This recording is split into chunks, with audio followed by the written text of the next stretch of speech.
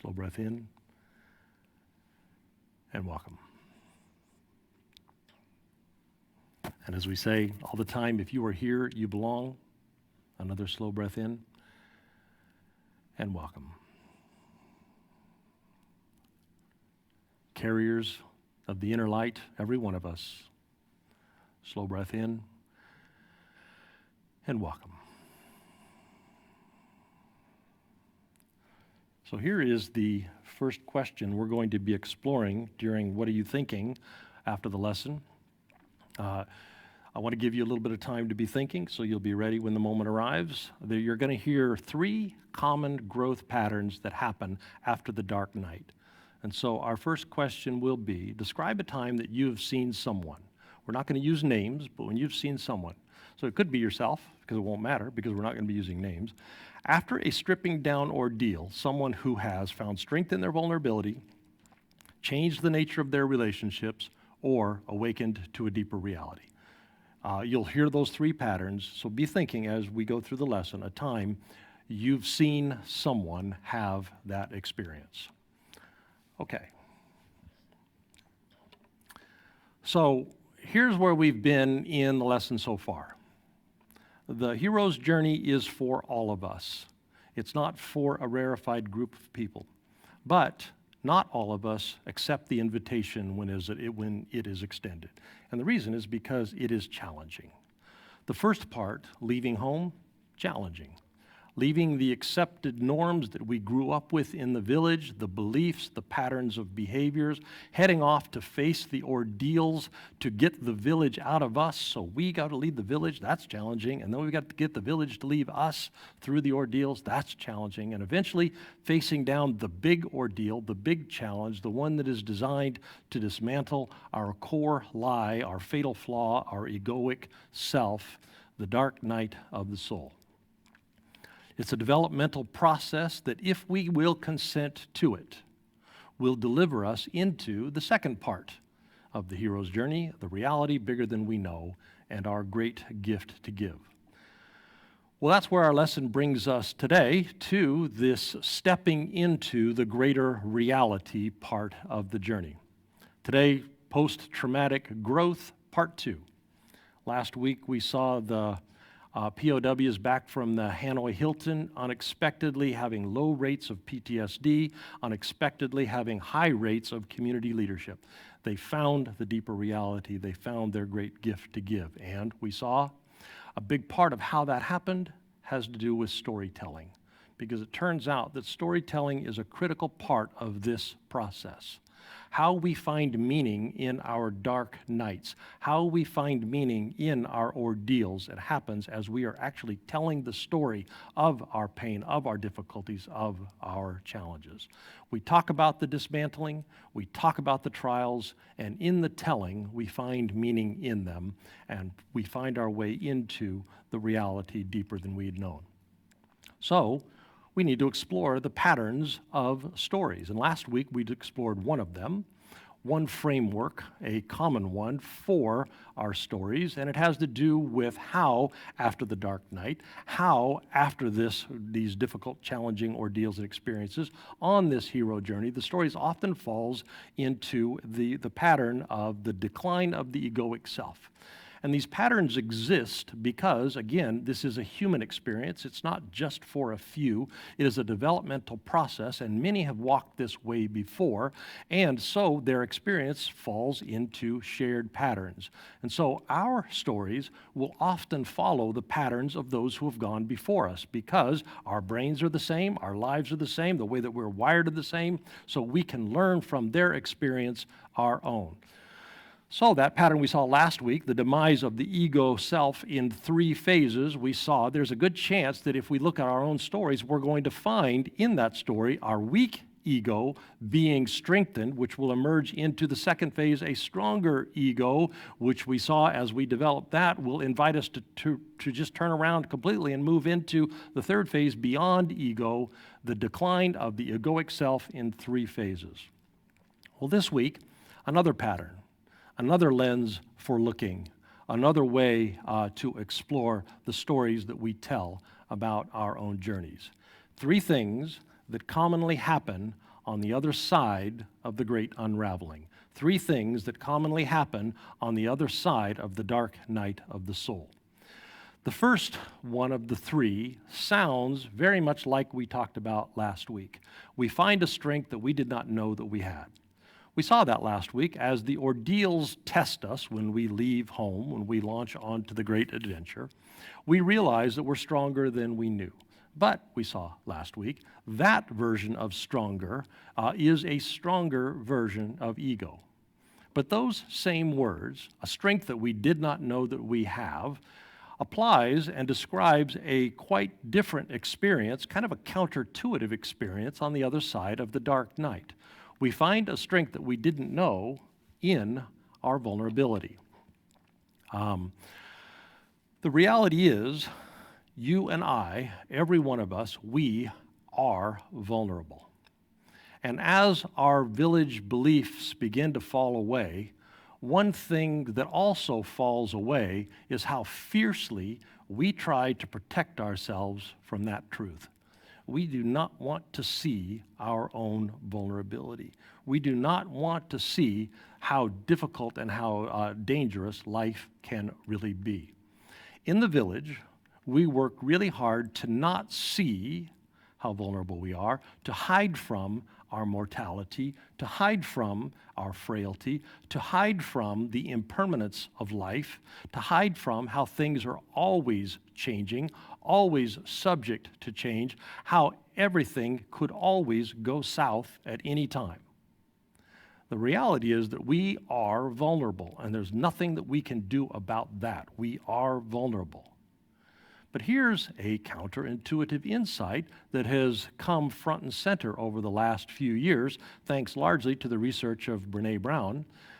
When we come to grips with our vulnerability, it turns out, that can actually make us stronger.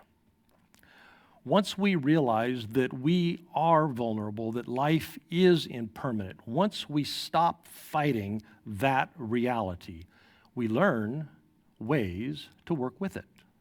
We learn ways to work in that reality. We begin to focus our energy elsewhere, whereas in the village, we had developed these strategies for avoiding our vulnerability. We come to the place where we actually begin to work in the reality that that's an unchangeable part of the human condition. Our singular focus on the usual culprits, money to make us feel safe, or success, or beauty, or affirmation, control, security, finding our worth in other people's views, they fall away as we go through the dark night because we see how empty they really are. Well, when that happens, we start getting closer to what really is. And what really is allows us to live a more authentic version of reality. And even though what we see is that we are a lot more vulnerable than we had deceived ourselves into believing, counterintuitively, that insight makes us stronger. Much of what we'll talk about today is how that happens. Of the 3 that we'll see, this is how we become stronger once we come to acknowledge the reality of our vulnerability. In the village, we fear vulnerability. Consequently, a great deal of our energy goes to avoiding it. We fixate on some strategy that will keep it hidden from us. Maybe we have a strategy that we must always be right, because if we are always right, then we can avoid that vulnerability. Maybe we have a strategy that we must always be perfect, or we must create a perfect world around us, or that we must be always stoically strong, untouched by circumstance. But when the village life begins to fall away, when we start to work with reality as reality is, turns out in the real world, we do get afraid. And there's nothing we can do about that. We do feel weak, and there's nothing we can do about that. We are not always strong, or always beautiful, or always admired. We can't always depend on our ego strategies. And again, counterintuitive, but when we let go of those compulsive, vulnerability-avoiding strategies, who knew there's a better way to do life? Doing it that way was actually weakening us. Finding the ways that we can do life working in this new reality can actually make us stronger. So, let go of that ego vulnerability avoiding strategy of perfection, or one of my go-tos, let go of the ego need to control all of the variables, or to always be competent, or to always be cheerful, or to always smile, or to always be optimistic. The false confidence that we place in those faulty strategy, as that confidence begins to fall away, something else comes in to fill its place. Curiosity comes in. We're curious about how the world works, and connection comes in and fills it. New strategies that hadn't occurred to us because we've been spending all of our energy working that faulty strategy, those things come in and begin to fill that empty space, and turns out that makes us stronger. We're more able to work in reality as reality is. Yes, we are vulnerable. And once we start working with that reality, turns out there's a lot of good ways to do it. A lot of good ways that make us stronger. And that often happens on the other side of the dark night. That often happens on the core lie dismantling ordeal. When we get to the other side of our core lie being dismantled, we find a stronger way to be in the reality of our universal vulnerability. Well, if that resonates with you as part of how your story might be told, you might want to pick up Brené Brown, and you might want to look at how embracing our vulnerability might inform your story. It's an important principle, and it might just help you in the telling of your story. Here's a second common growth pattern that happens after the dark night. The nature of our relationships begins to change. We begin to see on the other side of the dark night that connecting deeply with other people is not a luxury. It's not a side benefit. It's actually survival in the human condition. It's actually an essential part of living in the habitat for which we were designed. Once we realize that we are vulnerable, we also realize we need one another. Interdependent networks of deep connections are essential. So, after the dark night, we will often find ourselves shifting our focus to finding people that we can trust and then trusting them. We will often find ourselves dissuaded of the illusion that we can know it all, that it was even possible that we could do it all, that we could always be competent, always be optimistic, always be victorious. Once we realize that that was never going to happen, we are compelled to seek out relationships with others of deep interdependence. We find our band of brothers. We find our fellowship of the rings. We find, as Jason did, our Argonauts. In the great course that I told you about that I'd listened to last week on human resilience, one of the studies showed that after 9/11, 5% of the people who experienced it suffered PTSD, but 33% of the people who went through Katrina suffered PTSD. Well, the first trauma was terrible. It was horrible. But it was a single event that happened on a day, and then afterwards, people went home to their people. The second one broke community. It broke people's connections. And so consequently, people lost their people, and they lost access to their people. Turns out, when the dark night strips away our illusions, it just makes us aware of a reality that is. We do need one another. We do need interdependent relationships. We do need deeper connections. Again, it's the habitat for which we're wired. So, on the other side of the dark night, we make that a priority. And by making it a priority, we find that some relationships begin to fall away. Usually relationships that were built around the norms and the beliefs of the village. Usually ego strategy reinforcing relationships. Those kinds of relationships begin to fall away. And they're replaced by different relationships formed around a different center. Relationships that are rooted in the vulnerability reality. They're not originating in, they're not organized around the village's avoidance norms and avoidance beliefs. Now, many of us have gone through this process, and I will tell you it is very disorienting. It is very, very difficult to lose long-standing relationships. It's painful. It hurts. It hurts because even though we were living in these village norms, those connections were very, very real. But again, this is such a well-worn path in human history. It is that well-worn path because it's a human journey. And because it's a journey that takes us to a place that we really want to go. We want to go to this place. As we change, our relationships have to change. As we begin to see a bigger reality, we have to live in the context of others who live in that bigger reality. Just a small example, just having to do with pain itself. When we've been through our own deep pain, we kind of know what to do with the pain of others. Before that, that's a very daunting place to be. We're around someone who's in a lot of pain. We don't know what to do. We don't know what to say. We don't know how to be. But when we've been through that, we kind of know.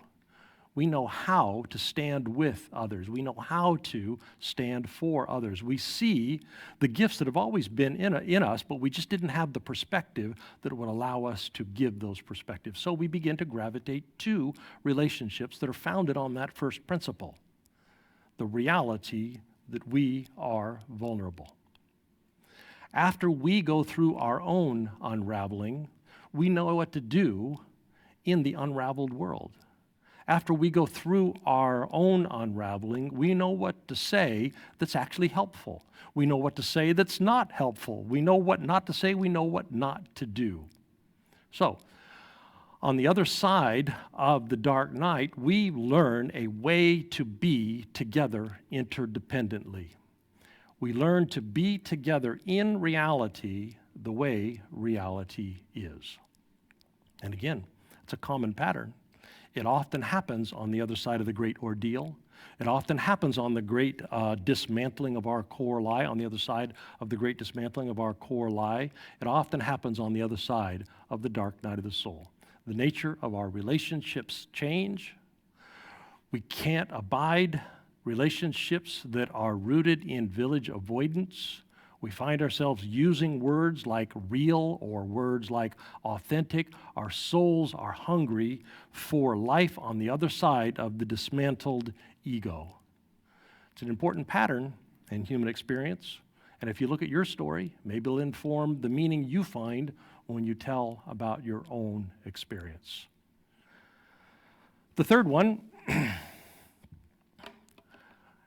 on the other side of the dark night, we often find experiences that get classified under this heading, we feel like we're waking up. One of the things that brings us face to face with our vulnerability, we lose something precious. We lose someone precious. We lose something that we'd had a tight grip on. And that's pretty much what happens in the dark night. Losing something that was precious. What happens when we lose something dear to us, it makes very real for us the reality of loss, the reality of impermanence, the reality of our attachment to things that we will inevitably lose. We begin to see that separation is built right into every attachment. We begin to feel deeply our loss. We begin to feel deeply our grief. And when that happens, quite often, it will wake us up. And it'll wake us up to the preciousness of life. Oftentimes, when we get close to loss, we realize what matters. I've had a round of this in my own life. I've actually had rounds of this since I was young. When I was 19, I started seeing the impermanence of life. But my most recent round of it It was evoked by the fact that I'm doing a lot more video these days, and so I am seeing myself on camera a lot more than I used to, and damn, I got old. Time just keeps marching on. How did that happen? And it's been an experience that's been both bitter and sweet. More, on par, more sweet. So for several weeks, I think, kind of not so much last week, but for like 3 or 4 weeks before that, I had been in this deeply savoring posture toward the moments of my life. Little things, like sitting on the porch with Denise, just felt very precious. Taking the grandkids to the museum to look at dinosaur bones just felt much more precious. Sometimes I would get a glimpse of health in my body, a full lung sometimes, or sometimes I would be able to, I walk on a treadmill and I would hit 20,000 steps and I would feel great, and I would savor those moments and I would appreciate those moments. Particularly the last few rainy days, I've just had this savoring posture. Several weeks of appreciating the little things more deeply. Now the bitter part of the bittersweet is the tinge of sadness that comes with, I'm going to miss this when it's gone. I got a new grandbaby, and that new grandbaby's going to walk pretty soon. She's right on the cusp. You can almost tell she's going to do it. And then turn around, and she's going to go to school. And then turn around, and she's going to grow up. And then turn around, and it's all going to be over. And that's a little bit sad. But on par, there's been a lot more savoring than there has been sadness. Waking up to the goodness that unfolds around us every day. And that often happens on the other side of the dark night. A couple years ago, Michael Walker gave our New Year's lesson. We always speak from the same text, Psalm 90, teach us to number our days that we may gain hearts of wisdom. And after that, a mother in our community told her daughter, I've got, she said, maybe 25 years left to live. That's the kind of stuff you think about when you cross 50. And she said, I see you about 2 times every year. So if we count it up, if we start doing the math, I've got 50 more times in my life that I'm going to be with you. And I want to make those times count. Well, that is a waking up kind of thought. I'll tell you what it's not. It's not a village avoidance kind of thought. And if during those 50 times there are fewer allowed distractions when mother and daughter are together, if there is more savoring when mother and daughter are together, if there are more needed conversations, sometimes difficult ones, conversations that might have been put off, that's a waking up kind of moment. It's not uncommon to have those kinds of savoring, waking up to, realizing the importance of experiences on the other side of the dark night. It's also not uncommon to wake up to a deeper version of spirituality. I did a lesson a long time ago. The title of it was, When Your God Stops Working, Trade Him In, Get a New One. We do that when we walk through this waking up journey. Our stripped away self is able to explore spiritual possibilities with a breadth and with a depth that our village self couldn't, because we couldn't see. We couldn't awaken to. But sure enough, once we start looking for broader and deeper and wider, we find what we look for. We find a bigger God. We find a more expansive spiritual journey. We find more access to truth, more access to beauty. As the egoic self begins to fall away, as the deeper self begins to emerge, our vision begins to clear, and we are not as blocked in our vision as we were before. And it turns out, when we've got those eyes to see, there is plenty to see. There is plenty of truth and beauty that we missed. We never run short.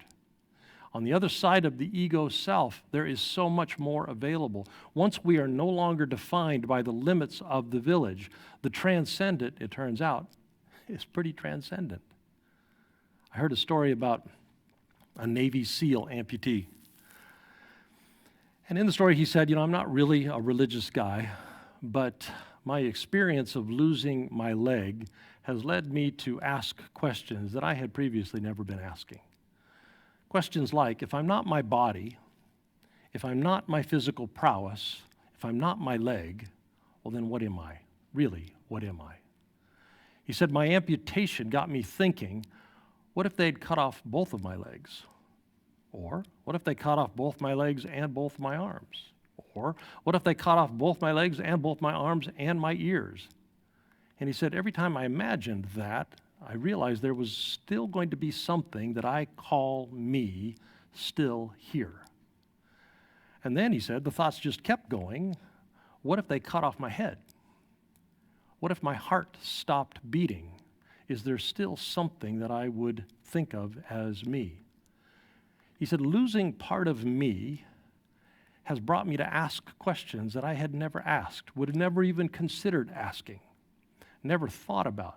But it turns out, once I started asking those questions, I found a whole body of human experience asking those same questions, wondering those same wonderings. And he said, I'm accessing a part of the human experience that I never accessed, like I'm waking up.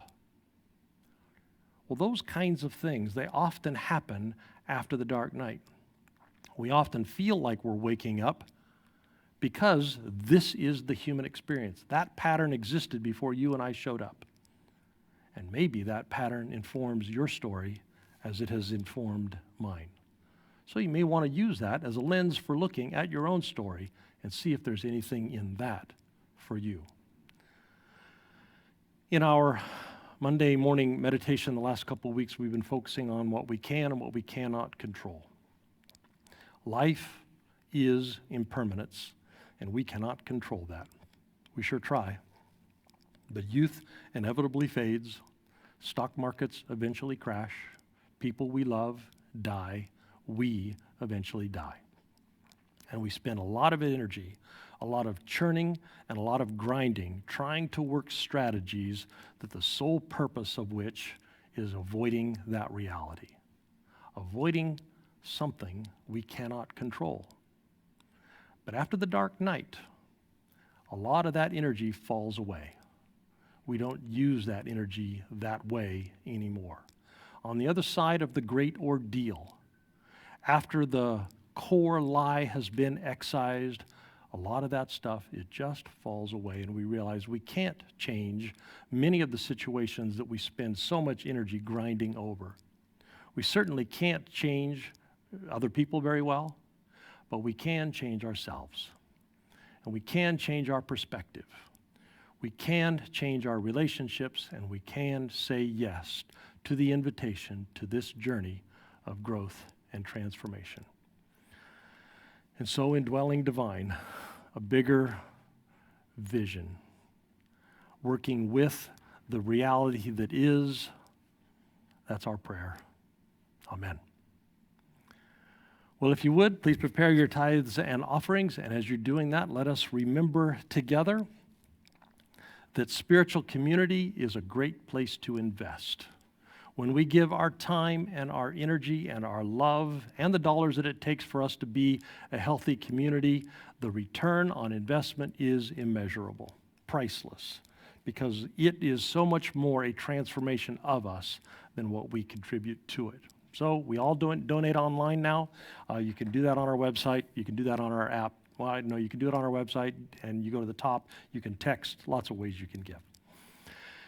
And in a moment, we are going to dismiss, and the folks on the live stream, and we're going to do, what are you thinking? You know the first question. Talk about a time you've seen one of those three patterns: strength and vulnerability, changed relationships, waking up. For those of you on the live stream, I've put all three of the questions in the notes there for your discussion.